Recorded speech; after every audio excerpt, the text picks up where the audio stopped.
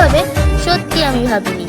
আজকের সয়াবিন কষাটা বানাতে গিয়ে মাঝপথে কী কী কাণ্ড হলো আর শেষমেশ কী হলো পুরোটা দেখলেই বুঝবে। গল্পটা হলো, সয়াবিনের স্বাদ দ্বিগুণ করার জন্য একটা স্পেশাল মশলা বানাচ্ছিলাম। তার জন্য কড়াইতে তেল দিয়ে পেঁয়াজ, রসুন, টমেটো দিয়ে হালকা করে লাল করে ভেজে নিলাম। মশলাটা নামিয়ে কড়াইতে আর একটু তেল দিয়ে তাতে কেটে রাখা আলুগুলো যেই ছেড়েছি, বাপরে বাপ, তেল ছিটকে সারা গা। তারপর আলুগুলো লাল লাল করে ভেজে কড়াইতে সয়াবিনটা দিয়ে দিলাম, যেটা জলে ভিজিয়ে ছেঁকে রেখেছিল মা। পাশে মা নিজের ভেন্ডি রান্না করতে করতে আমার ভেজে রাখা মশলাটা মিক্সিতে পেস্ট করে এনে দিল। কিন্তু রান্নাঘরের যা গরম, তার মধ্যে আমি ঘেমে নিয়ে তো পুরো 100 অবস্থা।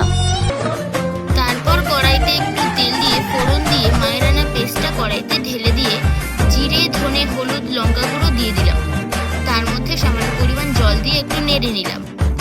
তার মধ্যে ভেজে রাখা আলু আর সয়াবিনগুলো দিয়ে দিলাম। এবার মা ধরলো ক্যামেরা আর আমি ভালো করে ধরলাম সাঁড়াশি দিয়ে কড়াই চেপে আর কষাতে লাগলাম, কারণ কষানো যত ভালো।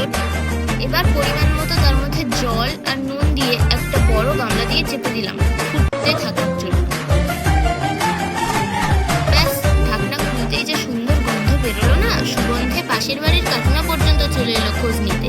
তাই কাকিমাকেও এক বাটি স্পেশাল সয়াবিন দিয়ে এলাম টেস্ট করার জন্য। এরপর মা ভাত বাড়তে বসলো।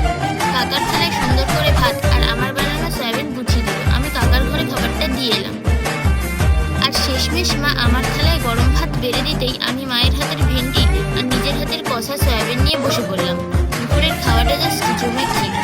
তোমরা আজ কি খেলে কমেন্টে জানিও কিন্তু। টাটা, দেখা হচ্ছে পরের ভিডিওতে।